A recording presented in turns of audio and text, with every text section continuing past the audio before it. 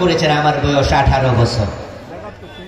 আমার সমস্যা হলো আমি যে মেয়ের দিকে তাকাই সে মেয়েকে আমার ভালো লাগে। কি মারাত্মক শোক রে বাবা! এক্ষেত্রে আমার করণীয় কি? আমার মরণ আসিবে কখন কেউ তো জানে। মানুষের নাকি প্রথম পুরুষ ছিল বান্দর, অথচ মানুষের প্রথম পুরুষ আদম, এমন আলোচনা আল্লাহর কোরআনে আছে না নাই? যদি কেউ মনে করে প্রথম পুরুষ বাদর ছিল, সেখান থেকে মানুষ আসছে, ঈমান আছে না গেছে? কুফরি তারা সিলেবাসে ঢুকাই দিয়েছিল। আলহামদুলিল্লাহ আমরা আলেম ওলামারা প্রতিবাদ করেছি। জানুয়ারির মাহফিলগুলোতে আমরা প্রতিটা মাহফিলে বলেছি বিবর্তনবাদ কুফর, এটা বাংলাদেশে চলতে দেয়া হবে না। সরকার শুনল, সাবেক শিক্ষামন্ত্রী ডাক্তার দীপুমণি কমিটি বানালেন, ওই কমিটি রিপোর্ট করলো। রিপোর্টের আলোকে সরকার সার্কুলার দিল 90% মুসলমানের দেশে এই কুফরি মতবাদ চলতে পারবে না। এর আলোকে পাঠ্যসূচির ওই অংশ পড়া স্থগিত করা হল। যদি আমরা প্রতিবাদ না করতাম, স্থগিত করা না হতো, আমাদের ক্লাস 6-এর ছোট ছোট বাচ্চাগুলো তারা মনে করত মানুষের প্রথম ব্যক্তি বাদর ছিল। ক্লাস 6-এ বেঈমান হয়ে 2024 সাল জানুয়ারির 1 তারিখে আবার বই হলো। বই উৎসবে আমরা বই পেলাম, দেখি এখানে ক্লাস 7-এর বইতে ঢুকাইয়া দিছে শরীফ শরীফ আর গল্পের নামে ট্রান্সজেন্ডার আর এক কুফরি মতবাদ। আমরা এর বিরুদ্ধে কথা বলে যাচ্ছি। ট্রান্সজেন্ডারকে বাংলাদেশে কোনোভাবে প্রতিষ্ঠিত করতে দেয়া হবে না। যদি এটাকে স্থগিত করা না হয়, মুসলমানদেরকে সাথে নিয়ে তীব্র আন্দোলন গড়ে তোলা হবে ইনশাআল্লাহ। কুফরি বাংলাদেশে আসছে পাইকারি হারে। এ নিয়ে আমি আলাদা বই লিখেছি, নাম দিয়েছি ঈমান কুফর ও নিফাক। এই বইটা আমি বাংলাদেশে চলমান 56টা কুফর তুলে ধরেছি। আপনাকে জানতেই হবে, আপনার জন্য ইলম শিক্ষা করা ফরজ। তলাবুল ইলমি ফরিদ আলা কুল্লি মুসলিম। কি কি কুফর চলমান সময় নিয়ে বলতে পারবো না, কারণ রাত গভীর হচ্ছে, 12টার কাছাকাছি। আমার বন্ধু 1 নাম্বার গেল কুফর। আগে বলেছি 2টা, 3টা চলে গেল আর রইল 2টা। এর মাঝে পরেরটা হলো শিরিক। বাংলাদেশে শিরিক আছে না নাই? অভাব নাই। বিয়ের পরে বাচ্চা হয় না, 2-4 বছর আল্লাহর কাছে যায়, যখন আর হয় না তখন মরা পীরের কাছে, খাজা বাবার কাছে ছেলে মেয়ে যাওয়ার জন্য চলে যায়। এমন মুসলমানের সন্তান আছে না নাই? শিরিক তো হুজুররাও প্রচার করে। মাহফিলে এসে হাজার হাজার শ্রোতার সামনে বক্তা গান গাইছে, যে গানের ভিতরে কুফর শিরিক একসাথে বিদ্যমান। ইন্না লিল্লাহি ওয়া ইন্না ইলাইহি রাজিউন। বক্তা গান গাইতেছে আল্লাহর ঘর রাসূলকে দিয়া, আল্লাহ গেছে গায়ে। রাসূলের দল খাজা লইয়া শুয়ে আছে আজমিরে, কেউ ফিরে না খালি হাতে খাজা বাবার দরবারে। দেয়ার মালিক কি খাজা বাবা না আল্লাহ? দেয়ার মালিক কে? চাইবেন কার কাছে? ভবিষ্যৎ জানার জন্য গণকের কাছে যায়, হস্তরেখা দেখায়। পত্রিকায় দেখি মাঝে মাঝে সপ্তাহে একবার ইত্তেফাক পত্রিকা, আরো 2-1টা পত্রিকা আছে, আধা পৃষ্ঠা ব্যাপী রাশি ফল প্রকাশ করে। আচ্ছা, যদি বিশ্বাস করার লোক না থাকতো তারা কি এটা প্রকাশ করতো? ঢাকা শহরে বিভিন্ন দামি দামি শপিং মলে, বসুন্ধরা শহর, সেখানে অনেক বড় বড় ভবিষ্যতের গণক, উনারা নাকি অতীত ভবিষ্যৎ ভূত পূর্ব সব জানে। দোকান খুলে বসে আছে, মানুষ তাদের কাছে হাত দেখায় আর তারা বলে সামনে বিপদ আছে, টাকা দেও বিপদ কেটে দেব, গলায় তাবিজ দুলালে বিপদ চলে যাবে, হাতের মাঝে আংটি দিলে বিপদ চলে যাবে। অথচ 1 সেকেন্ড পরে কি হবে আল্লাহ ছাড়া কেউ। যা শুধু আল্লাহর জন্য নির্ধারিত, তার সাথে অন্যকে শামিল করার নাম শিরক। আমার প্রিয় ভাইরা, যখন মাইক হাতে পায়, আমাদের কত নেতা শিরিক করে। পাবলিককে ফার্ম দিয়া ভোট নিতে চায়। তাই বাংলাদেশে এটা চালু হয়ে গেছে অলরেডি। সেই শিরকি বাক্য বিশ্বাস করলে ইমান শেষ। যেমন বলে জনগণ সকল ক্ষমতার উৎস। এমন স্লোগান এই দেশে আছে না নাই? আওয়াজ দিয়ে বলুন তো, সকল ক্ষমতার মালিক কে? আন্নাল কুওয়াতা লিল্লাহি জামিয়া। নিশ্চয় সব ক্ষমতার মালিক হলো। হিন্দুদের দুর্গা পূজা আসলে শিরকের ছড়াছড়ি, ব্যানার হয়, ফেস্টুন হয়, পোস্টার হয়, টেলিভিশন চ্যানেলের মাঝে, কোনার মাঝে 1 মাস 15 দিন পর্যন্ত লেখা ওঠে শারদীয় দুর্গা পূজার শুভেচ্ছা। দুর্গা পূজার শিরিক শুভেচ্ছা জানানোর সাথে সাথে ঈমান জঘন্য শিরক কুফর সিলেবাসে ঢুকাইছে। আজকে স্লোগানটা গ্রামে গঞ্জে বাড়িতে বাড়িতে পৌঁছিয়ে দিয়েছে। বিশ্বাস করবা আল্লাহর কসম তোমার ঈমান শেষ। সে স্লোগানটা হচ্ছে ধর্ম যার যার, উৎসব সবার। আল্লাহর কোরআনের পুরো উল্টা। কোরআন মাজিদ আল্লাহ তাআলা বলেন লাকুম দীনুকুম ওয়ালিয়াদিন। এই আয়াত সবাই মুখস্থ করেন, অর্থের দিকে একটু খেয়াল করুন। আল্লাহ তাআলা বলেন লাকুম দীনুকুম, তোমাদের ধর্ম তোমার, ওয়ালিয়াদিন, আমার ধর্ম আমার। এবার আপনারাই বলুন তো, দুইটা এক না আলাদা? তাহলে স্লোগান হবে ধর্ম যার, উৎসব শুধুই। এই জাতীয় শিরক নিয়ে আমি আলাদা বই লিখেছি আলহামদুলিল্লাহ। খুবই জীবন ঘনিষ্ঠ কিছু বই আল্লাহ আমাকে দিয়ে লিখিয়েছেন। এই বইতে আমি 29টা শিরক লিখছি। 29টা। একটা শিরক নিয়ে বলবেন ঈমান শেষ। আপনাকে জানতে হবে কোনটা শিরক। আমি আপনাকে বলে দিলাম যে আপনার ডায়াবেটিক আছে। আমি একজন ডাক্তার মানুষ, ধরেন ব্লাড সুগার টেস্ট করে ব্লাডের সুগার আমি দেখলাম যে আপনার সুগারের পয়েন্ট 15, 16, 17। বলে দিলাম ভাই আপনার তো ডায়াবেটিক। এবার ডায়াবেটিক যদি কারো হয়, চিনি খাওয়া বন্ধ কি ডাক্তারে করে না রুগিয়ে করে? কি খাইয়ে ডায়াবেটিক বেড়ে যায় সে সতর্ক এবার আপনি হবেন। ডাক্তারের কাজ জানাইয়া দেয়া, রুগীর কাজ সতর্ক হওয়া, আমার কাজ শিরিক তুলে ধরা, শিরিক থেকে বেঁচে থাকার জন্য এলম অর্জন করা, এর আলোকে আমল করা সবার দায়িত্ব, ঠিক না? লেখকরা বলবে, লিখবে, ওয়াইজিনরা বলবে, আমরা সবাই মানব। আরেক কারো নিফাক, যাদের কলবে নিফাক আছে তাদের ঈমান শেষ। প্রিয় নবীজির হাতে হাত রেখে কালেমা পড়ছে আব্দুল্লাহ ইবনে উবাই। রাসূলুল্লাহর পিছনে দাঁড়ায় নামাজ পড়ছে। 2-1টি জিহাদের মাঠেও রাসূলের সাথে গেছে। কিন্তু তার ব্যাপারে আল্লাহর বক্তব্য হলো ইন্নাল মুনাফিকিনা ফিদ দারকিল আসফালি মিনান নার, জাহান্নামে সবার তলায় থাকবে। কে মুনাফিক আমরা জানি না, এটা অন্তরের ব্যাপার, আল্লাহ ভালো জানেন। 2-1টি উদাহরণ আমি দেই, বুঝবেন। মুনাফিকের কিছু আলামত আল্লাহ কোরআনে বলেছেন, রাসূল হাদিসে বলেছেন।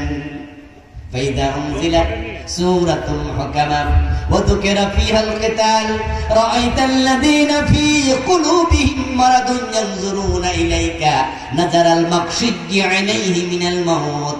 ও প্রিয় নবী, যখন কোরআনের আয়াত নাযিল হয়, আপনার সামনে যারা বসা আছে, জিহাদের কথা যদি সে আয়াতের মাঝে থাকে, এটা শোনার সাথে সাথে দেখবেন কারো কারো চেহারা কালো হয়ে গেছে, বুঝবেন তার অন্তরে মুনাফিকি ঢুকেছে। জিহাদের কথা শুনলে ভালো লাগে না, এমন লোক বাংলাদেশে আছে না নাই? জিহাদের মাঝে জঙ্গিবাদ খুঁজে বেড়ায় এমন জালেম আছে না নাই? 5 ওয়াক্ত নামাজ পড়ে, কিন্তু জিহাদের কথা শুনলে মজা লাগে। ও আমার দোস্ত, আওয়াজ করে বলুন তো যারা জানেন, জিহাদ কি নফল না ফরজ? ইয়েস, জিহাদ কখনো ফরজের নিচে নামে না। নামাজ নফল হয়, নামাজ ফরজ হয়। রোজা নফল হয়, রোজা ফরজ হয়। হজ নফল হয়, হজ ফরজ হয়। কিন্তু জিহাদ ফরজের নিচে নামে না, কখনো ওয়াজিব হয় না, সুন্নাহ হয় না, নফল হয় না, হয়তো ফরজে আইন না হয় ফরজে কিফায়া। কুতিবা আলাইকুমুল কিতাল, কুতিবা মানে ফরজ। জোহরের নামাজ পড়া ফরজ, তাহাজ্জুদের নামাজ কি ফরজ? রমাদানের রোজা ফরজ, আশুরার রোজা কি ফরজ? জীবনে হজ একবার করেছেন, ফরজ শেষ, আরেকবার যান নফল। নামাজ ফরজ হয়, নামাজ নফল হয়, রোজা ফরজ হয়, রোজা নফল হয়, হজ ফরজ হয়, হজ নফল হয়। জিহাদ কখনো ফরজের নিচে নামে না। আমার রাসূল জীবনে হজ করেছেন কয়বার? একবার। যুদ্ধের মাঠে সেনাপতি হয়ে তলোয়ার হাতে নিয়েছেন 27 বার। এ কোরআনে নামাজের কথা আছে 80 বারের একটু বেশি, যাকাতের কথা আছে তার কাছাকাছি, হজের কথা আছে 3-4 বার, রোজার কথা আছে 3-4 বার, আর জিহাদের আয়াতের সংখ্যা হলো 500। আর সে জিহাদের কথা শুনলে মজা লাগে না? জঙ্গিবাদের গন্ধ খুঁজে, অথচ জিহাদের সাথে জঙ্গিবাদের কোন সম্পর্ক। জঙ্গিবাদ হারাম, জিহাদ করা ফরজ। জিহাদ একটা ইবাদত, তবে জিহাদের ভুল ব্যাখ্যা করা যাবে না। আমাদের কিছু কিছু ইয়াং লোক আছে যারা জিহাদের ভুল ব্যাখ্যা করে। আমাদের বাংলা ভাই মানুষ পেলে গাছে ঝুলিয়ে রাখছে, নাম দিছে জিহাদ। 500 জায়গায় একসাথে বোমা ফুটাইছে, শায়খ আব্দুর রহমান সাহেব জিহাদ করছে। আদালতে বোমা মেরে বিচারক হত্যা করার নাম জিহাদ নয়। সিনেমা হলে বোমা মেরে সাধারণ মানুষ হত্যা করার নাম জিহাদ নয়। নিরীহ মানুষকে আক্রমণ করা জিহাদ না। ইসলামের জিহাদ হচ্ছে অন্যায় যেখানে প্রতিবাদ। প্রতিবাদ শুরু হবে মুখ দিয়ে, লিখা হবে কলম দিয়ে। অন্যায় দেখবেন, মুখে বলবেন, কলম দিয়ে লিখবেন, সেমিনার সিম্পোজিয়াম করবেন, মিছিল করবেন, মিটিং করবেন, অন্যায়ের বিরুদ্ধে প্রয়োজনে তলোয়ার হাতে রাখবেন। এটার নাম জিহাদ। আমার প্রিয় ভাইরা, এই মুনাফিকের আলামত আমার এই বইটিতে 29টা লিখছি। বাংলাদেশের আলেম ওলামারা ওয়াজ করে 3টা নিয়ে। কথা বললে মিথ্যা বলবে, ওয়াদা করলে খেলাফ করবে, আমানত রাখলে খেয়ানত করবে, আরেকটা হাদিস আছে আরেকটু বেশি, ঝগড়া করলে গালিগালাজ করবে। এই 4টার ওয়াজ अवेलेबल, কিন্তু বাকি 24টা 25টা গেল কই? আমি তো 29টা লিখছি। এই যে জিহাদ ভালো না লাগলে এটা মুনাফিকি। আল্লাহ বলেছে ফি কুলুবিহিম মারাদ, অন্তরের সমস্যা। মিথ্যা কথা আমরা কই আছি? জীবনে মিথ্যা কথা বলেন না এখানে কয়জন আছে? তাই বলে আপনি মুনাফিক না, এটা মুনাফিকের ছোট্ট আলামত। যে ওয়াজগুলো শুনেছেন, মিথ্যা বলা, ওয়াদা খেলাপ করা, আমানত লঙ্ঘন করা, এগুলো ছোট ছোট আলামত। নেফাকে আমলি, মুনাফিক আসলে প্রকৃত মারাত্মক মুনাফিকি এটা না। মারাত্মক যেটা, যেটা কলবে ঢুকে ঈমান চলে যায়, এগুলোর আলোচনা নাই বললেই চলে। এই 5টা মৌলিক নিকৃষ্ট চরিত্র থেকে নিজকে বাঁচাতেই শিরক করা। আমার সাথে একটু আওয়াজ করে বলুন, ওয়াজের শেষ দিকে চলে আসলাম। শিরক করা, কুফর করা, নিফাক করা, হারাম খাওয়া, বেদাতের সাথে সংশ্লিষ্ট হওয়া যাবে না। ইনশাআল্লাহ আমল কবুল হবে, জান্নাত মিলে যাবে। আল্লাহ তাআলা আমাদের সকলকে প্রকৃত অর্থে মুমিন হয়ে আমল করে করে দুনিয়ার জীবন কাটিয়ে কালেমা পড়তে পড়তে মরার জন্য কবুল করুন, বলি আমিন। আমার প্রিয় ভাইরা, দোয়ার দিকে যাচ্ছি। আমার লিখা একটি বই আছে, হিরায়না পরকার, 550 হাদিস, 552টার মতো হাদিস দিয়ে লিখেছি। 500 আয়াত লিখেছি, তাকে সালাতের উপরে লিখেছি, মেরাজের উপরে লিখেছি, ব্যক্তি ও পরিবার নিয়ে লিখেছি। ড্রাইভার সাহেবের কাছে গাড়িতে বইগুলো আছে, 7টি বই। নেয়ার আহ্বান রেখে আজকের মতো শেষ করছি। মাহফিল কমিটি ভাইদের কোনো কথা না থাকলে আমরা দোয়ার দিকে যেতে চাই। দোয়া করে একসাথে যাওয়ার অনুরোধ করছি। 1-2টি প্রশ্ন আছে, একটু জবাব দিয়ে আমরা দোয়ার দিকে যাব। একটু বসুন প্লিজ।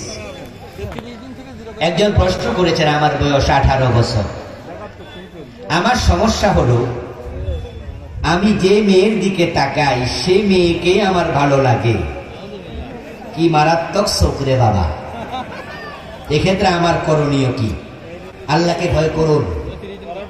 আপনি যে চোখ দিয়ে তাকান, ওই চোখের তাকানোর হিসাব আল্লাহর কাছে দিতে হবে। ইয়ালামু খায়িনাতাল আয়ুন ওয়া মা তুখফিস সুদূর।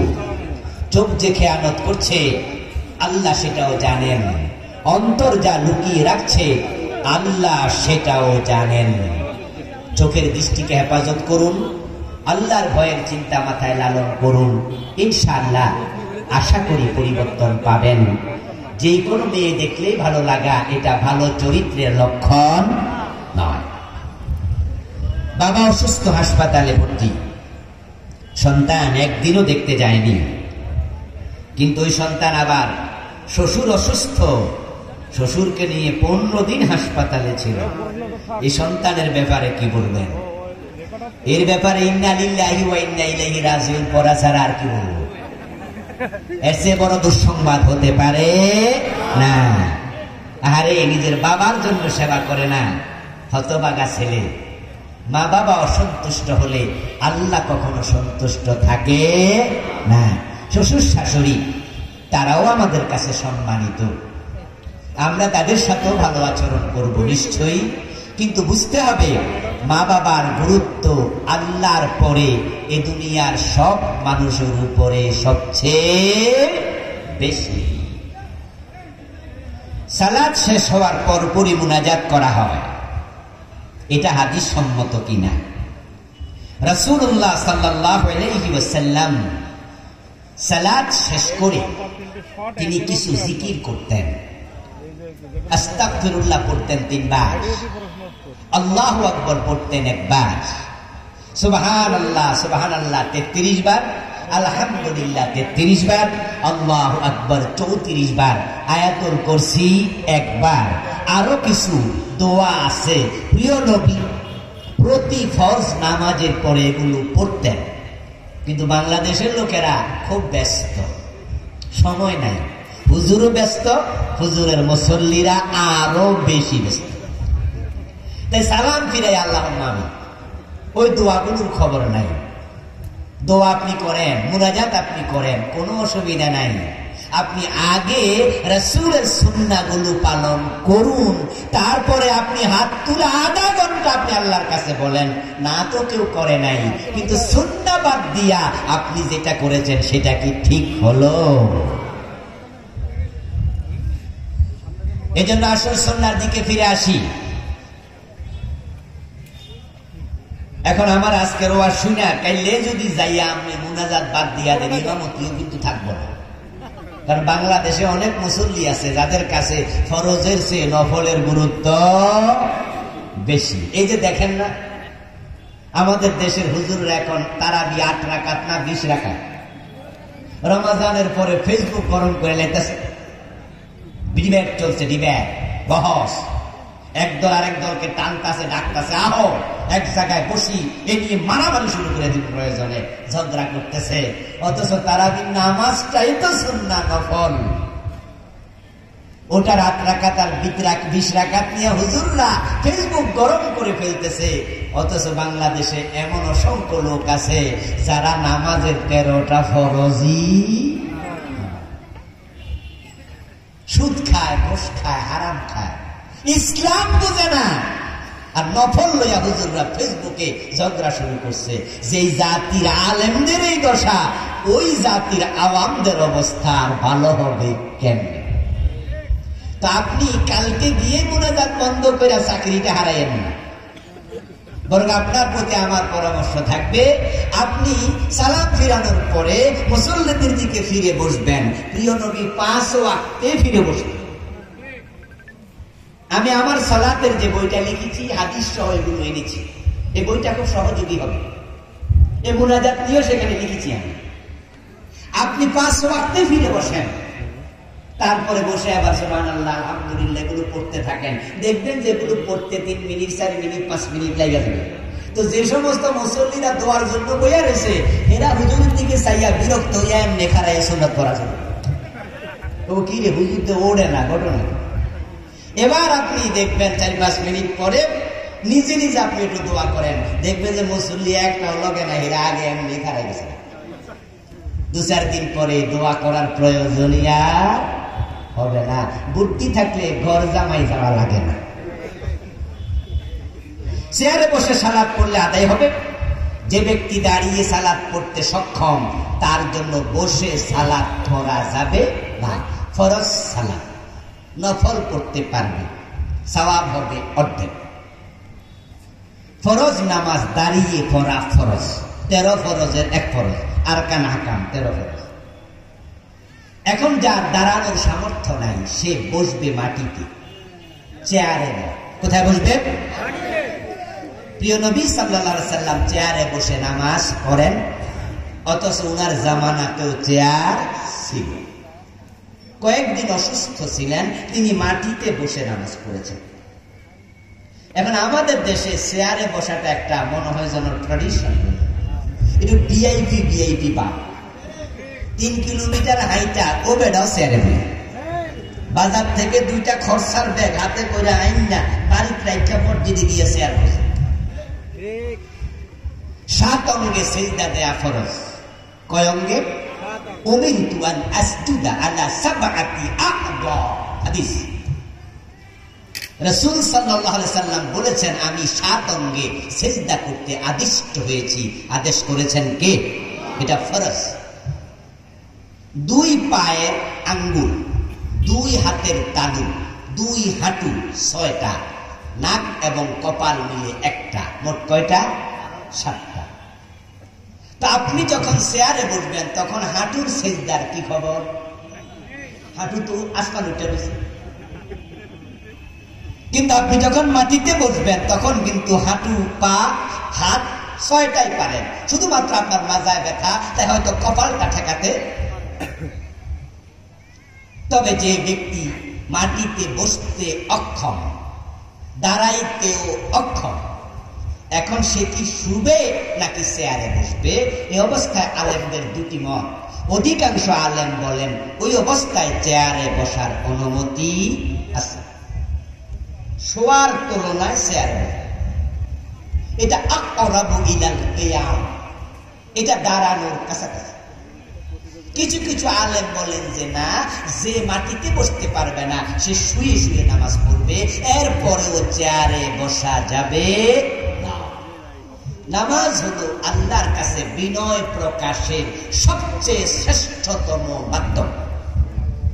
এবার আপনাদের কাছে একটু বিচার দেই, আপনারাই বিচারটা করেন, চেয়ারের মাঝে বিনয় বেশি না মাটিতে বসার মাঝে বিনয় বেশি?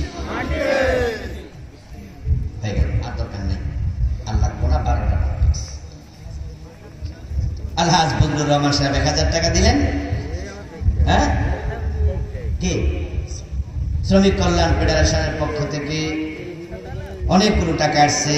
5000, দ্বিতীয় দিন 5000, মোট 10000।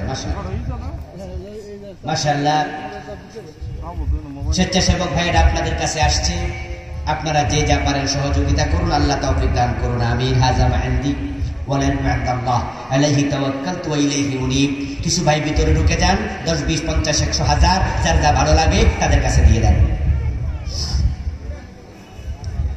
দোয়া করে দিচ্ছি নাকি? আর কোনো কথা নাই তো? বুঝলেন? আপনি দোয়া করে দেন।